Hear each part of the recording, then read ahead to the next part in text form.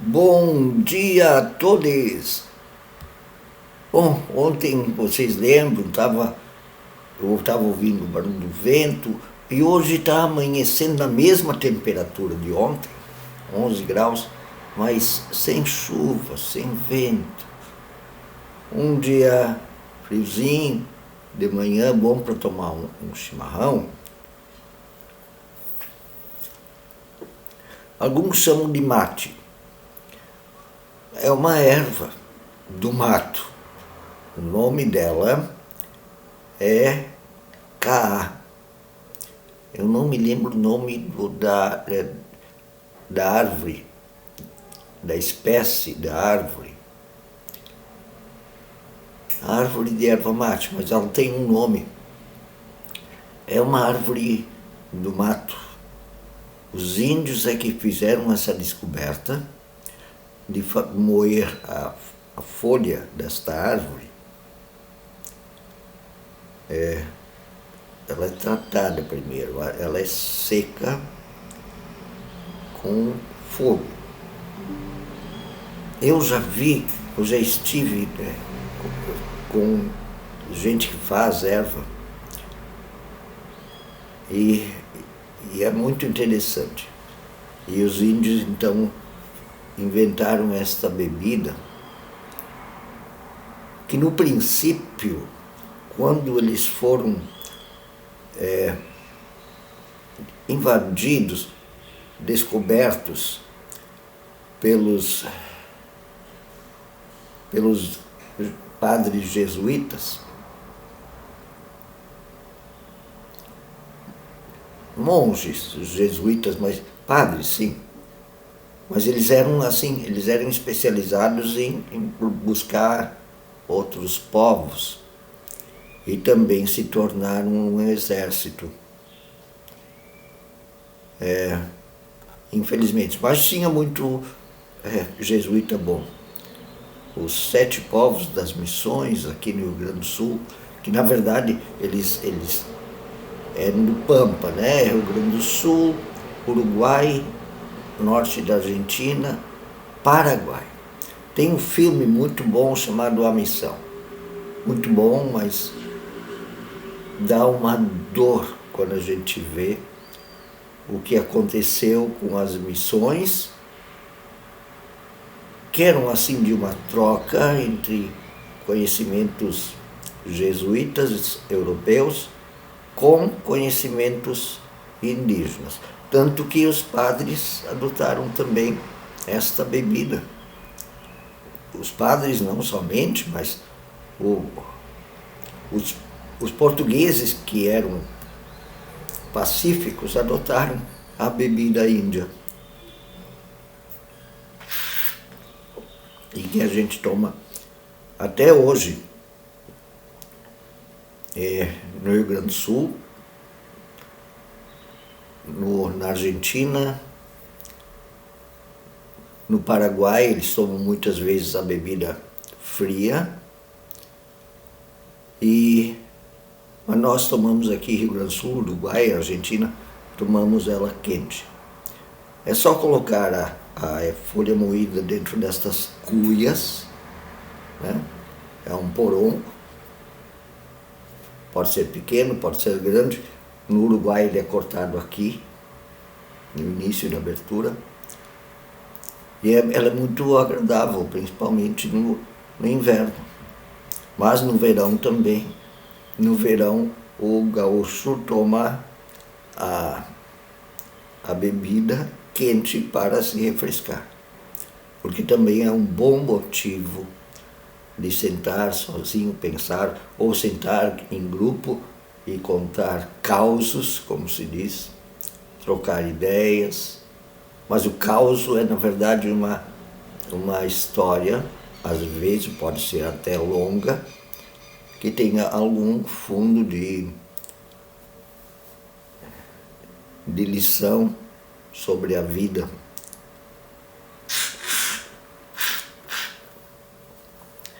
A vida do ser humano ou uma lição sobre a natureza. O chimarrão alimenta uma boa conversa filosófica, muitas vezes. Então vamos às senhas diárias para o dia de hoje, dia 17 de junho de 2023, um sábado. E o título que eu dou para esses versículos, oração, e o primeiro texto, também se poderia dizer no segundo texto, mas o segundo texto é leitura contínua. Então ele continua sempre lendo um livro, uma parte de um livro, e já está há 2 semanas lendo sobre a história ali do Abraão e seu filho, seus filhos, o filho de Abraão, o Isaac, o Jacó e todos seus irmãos. Hoje vamos ver, então, já o filho de Jacó e também seus irmãos. Mas o título que eu dou principalmente para os versículos de primeiro texto é: nossa cegueira nos faz faltar o olhar, mas Deus está presente. Nossa cegueira, nossa falta de sensibilidade, nos faz falhar o olhar, o perceber, o ser sensível, mas na verdade Deus está presente. Tem gente que diz assim: onde está Deus que deixa essas coisas acontecerem? Onde estava Deus que deixou aquela outra coisa acontecer? Mas onde está você quando as coisas acontecem? Tem coisa que não se pode impedir, mas tem coisa que se pode impedir, sim. Injustiças, guerra, desamor, violência. Isso dá para impedir, com certeza.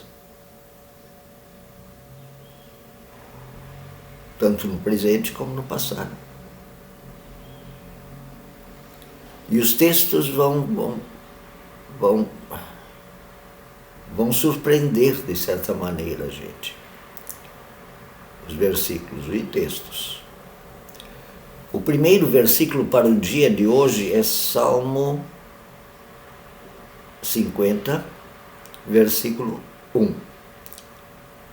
Fala o Todo-Poderoso, o Senhor Deus, e chama a terra desde o Oriente. Interessante que ele fala o Oriente primeiro, porque na verdade eles tinham um olhar mais para o Oriente que para o Ocidente. O Ocidente eles praticamente não conheciam nada, mas o Oriente eles tinham noção. Na Palestina, o Oriente era fazia muitas trocas com eles. O Ocidente vai vir depois, com as invasões romanas. Fala o poderoso Senhor Deus e chama a terra desde o Oriente até o Ocidente. Para quê? Para quê? Pense nisso. Para que Deus chama o mundo? E o segundo versículo vem do Evangelho, conforme Lucas, capítulo 17, versículo 20. O reino de Deus não vem com visível aparência, nem dirão, ele está aqui, nem dirão, lá está ele, pois o reino de Deus está entre vós.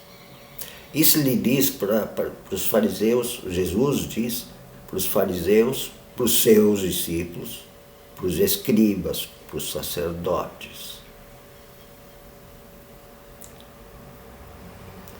Sabe, tem gente que engana os outros. Aqui está o reino de Deus. Eu conheço quando fazem isso com políticos hoje em dia. Olha, este aqui encarnou a vontade de Deus. Não teve um candidato? Há pouco tempo, tem uns por aí que eles dizem, aquele ali é a vontade de Deus. E são só seres humanos e às vezes da pior espécie. Os agressivos, os ditadores, os opressores, os machistas. Não é assim. Sabe, também serve para aqueles que em tudo que é coisa assim, eles criam imagens de medo. Eu me lembro do início da pandemia, aqui no Rio Grande do Sul, em 2020, aí surgiu uma nuvem de gafanhoto no norte da Argentina. Eles disseram, vem aí os gafanhotos do fim do mundo, é o fim do mundo. Era uma nuvem de gafanhotos. Claro que é um problema, mas elas duram um tempo, depois ou elas desaparecem por si mesmas, ou uma aplicação de métodos que espantem esses gafanhotos.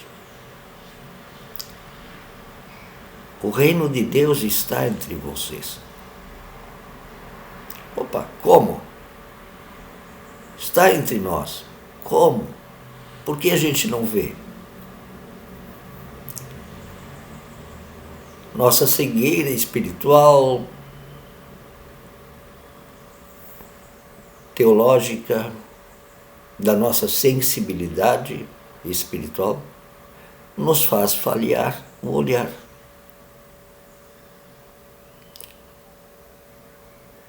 Eu não estou querendo botar o reino de Deus assim, ele é uma coisa do coração. Não. Ele é uma coisa que acontece, o Espírito Santo age, mas talvez não na maneira cinematográfica que alguns querem. Aliás, alguns queriam que Jesus fosse o rei imperador monárquico do poder do exército em Israel. Queriam que Jesus repetisse aquela forma de rei poderoso, rico, enfeitado com coroas e lanças e cetros. Eles queriam um Deus, um rei no sentido esse do poder rico dos exércitos, do ouro, da prata. Mas Jesus tinha outra proposta. Meu reino não é deste mundo. E entra lá no portão onde estavam os pobres, os publicanos, as prostitutas, num burrinho, ali, falando a linguagem do povão, porque ele era povão. A oração é escrita por duas pessoas, John Ellerton e Gerhard Valentin. John Ellerton e Gerhard Valentin. O sol que para nós se põe leva a luz para as pessoas do outro lado do mar. Aqui fica escuro. Lá, do outro lado, fica claro. E sempre haverá uma boca pronta para agradecer por tua luz e tuas obras. Mesmo que às vezes de um lado fique escuro, mas sempre, em algum lugar do mundo, tem alguém vendo tuas obras, teu reino se construindo devagarinho em ações muito mais simples do que as imaginações assim extraordinárias de alguns fazem de Deus e do reino de Deus. Talvez sejam coisas tão do dia a dia, que já demonstram o reino de Deus, que um dia se completará, se consumará e transformará esta terra numa nova terra, num novo céu, onde habita justiça, paz e alegria.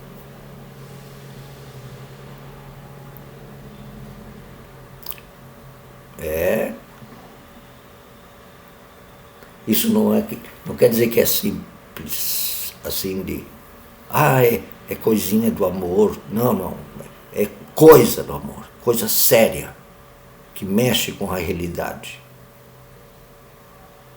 que transforma o mundo, a realidade, as pessoas, as formas de se relacionar, a sociedade. O primeiro texto vem do livro de Pedro, carta. Pedro escreveu 3 cartas, assim, primeira, segunda e terceira, não são grandes, não sei se são cartas ou livros, tá? São direcionadas às comunidades daquela época, claro. 1 Pedro 4, 7 até 11. O fim de todas as coisas está próximo. O fim deste mundo de injustiça. Jesus disse, o meu reino não é deste mundo. Meu reino é o novo céu e nova terra, a nova Jerusalém, a nova maneira de viver, de mundo se organizar. O fim de todas as coisas está próximo. Fiquem atentos para o reino de Deus, para o fim dessas coisas velhas. Lá no Apocalipse diz assim, todas as coisas as velhas coisas já passaram, eis que fiz novas. Portanto, sejam criteriosos e sóbrios. Dediquem-se à oração, para a sensibilidade de vocês se tornar atenta, né? Sobretudo, ele emenda, sobretudo, amem-se sinceramente uns aos outros, umas às outras, porque o amor perdoa muitos pecados, muitíssimos. Sejam mutuamente hospitaleiros e não reclamem uns dos outros. Cada um exerça o dom que recebeu para servir aos outros e outras, administrando fielmente a graça de Deus em suas múltiplas formas. Se alguém fala, faça-o como quem transmite a palavra de Deus. Se alguém serve, faça-o com a força que Deus provê, de forma que em todas as coisas Deus seja glorificado mediante Jesus, a quem sejam a glória e o poder para todos sempre. Amém. Amém significa assim seja, assim eu confio, assim aconteça.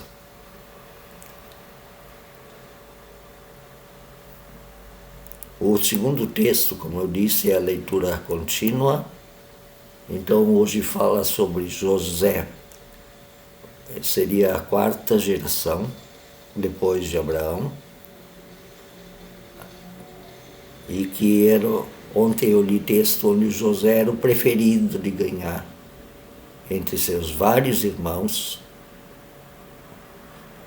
que ele tinha de várias mulheres, porque o Jacó, que mudou de nome para Israel, tinha várias mulheres, ele comprou 2, ganhou escravas e tinha filhos. Não era monogamia, não. Aqueles homens ricos e escravagistas não eram monógamos. Gênesis 37, 12 a 36. Vocês vão lembrar a história, tá? O José vai ser um dos irmãos, o preferido de Jacó, Israel. Ele iria se tornar poderoso e ele iria ser o herdeiro de todas as riquezas, de todo o poder dentro da clã, da tribo de Israel. E os outros não gostaram disso aí, os outros irmãos. E daí pensaram, vamos nos livrar dele e ainda ganhar um dinheiro ao mesmo tempo. Os irmãos, capítulo 37, 12 a 36, Gênesis. Eu vou ler todo o texto, que é grande, 12 a 36, mas vamos ler. É importante ler esses textos que são desagradáveis. Os irmãos de José tinham ido cuidar dos rebanhos do seu pai, perto de Siquém, e Israel disse a José. Israel era o nome de Jacó, agora o pai do pai de José, Israel, disse pro filho: como você sabe, seus irmãos estão apacentando os rebanhos perto de Siquém. Quero que você vá até lá. Sim, respondeu ele. Disse-lhe o pai: vá ver se tudo está bem com os seus irmãos e com os rebanhos e traga-me notícias. Jacó, Israel, o enviou quando estava no vale de Hebrom. Mas José se perdeu quando se aproximava de Siquém. Um homem o encontrou vagando pelos campos e lhe perguntou: que é que você está procurando? Ele respondeu: procuro meus irmãos. Pode me dizer onde eles estão apacentando os rebanhos? Respondeu o homem: eles já partiram daqui. Eu os ouvi dizer: vamos para Dotã. Assim José foi em busca dos seus irmãos e os encontrou perto de Dotã. Mas eles o viram de longe e, antes que chegasse, planejaram matá-lo. Lá vem aquele sonhador. Ele sonhava em ser líder sobre todo mundo, o mais rico de todo mundo, o opressor, o dono. E agora? Vamos matá-lo e jogá-lo num destes poços e diremos que um animal selvagem o devorou? Veremos então o que será dos seus sonhos. Quando Rúben ouviu isso, tentou livrá-lo das mãos deles, dizendo: não tiremos a vida dele. Não derramem o seu sangue, joguem-no naquele poço no deserto, mas não toquem nele. Rúben propôs isso com a intenção de livrá-lo e levá-lo de volta ao pai. Chegando, então, José, seus irmãos lhe arrancaram a túnica longa, que ele já usava como símbolo de dono de tudo, de rei. Agarraram-no e o jogaram no poço, que estava vazio, sem água. Ao se assentarem para comer, viram ao longe uma caravana de ismaelitas que vinha de Gileade. Seus camelos estavam carregados de especiarias, bálsamo, mirra, que eles levavam para o Egito. Judá, um dos irmãos, disse: que ganharemos se matarmos o nosso irmão e escondermos o seu sangue? Vamos vendê-lo aos ismaelitas. Não tocaremos nele, afinal é nosso irmão, é nosso sangue. E seus irmãos concordaram. Quando os mercadores ismaelitas de Midian se aproximaram, seus irmãos tiraram José do poço e o venderam por 20 peças de prata aos ismaelitas, que o levaram para o Egito. Quando Rubem voltou ao poço e viu que José não estava mais lá, rasgou suas vestes. E voltando a seus irmãos, disse: o jovem não está mais lá, para onde irei agora? Ele estava com medo do pai dele. Então eles mataram um bode, mergulharam em sangue, no sangue do bode, a túnica de José. E a mandaram ao pai com este recado: achamos isto, veja, é a túnica do teu filho José. E então o Jacó, o Isaú, a reconheceu e disse: é a túnica do meu filho José. Um animal selvagem o devorou e José foi despedaçado. Então Jacó, o pai de José, rasgou suas vestes, vestiu-se de pano de saco e chorou muitos dias por seu filho. Todos seus filhos e filhas vieram consolá-lo, outras, mas ele recusou ser consolado. Aposto que até os mesmos, né, se fazendo.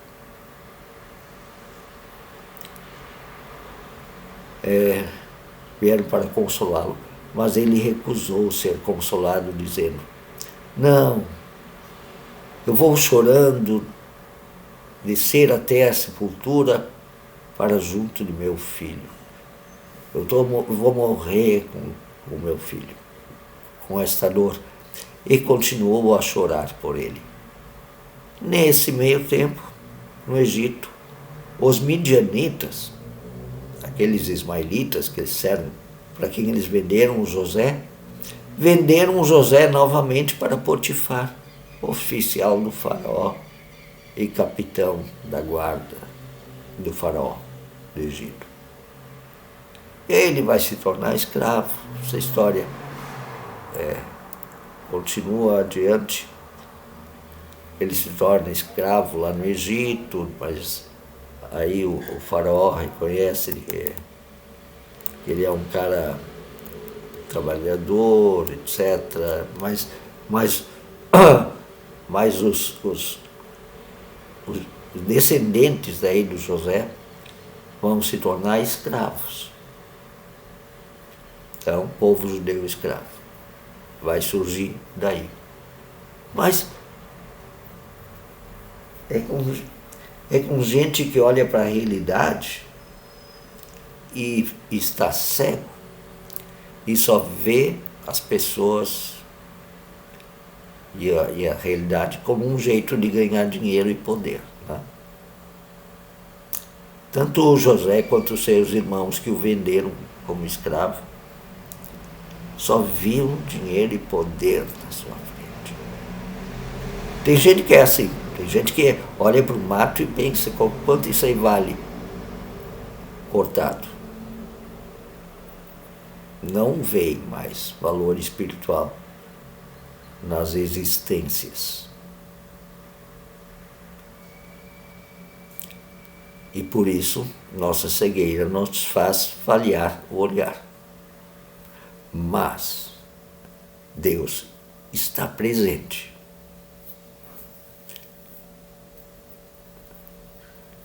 Tem também gente que faz o contrário, faz a vontade de Deus.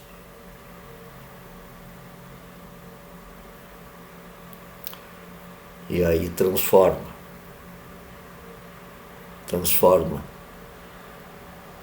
este mundo velho que vai se acabar num novo céu e nova terra, onde habita o amor, a justiça, a paz,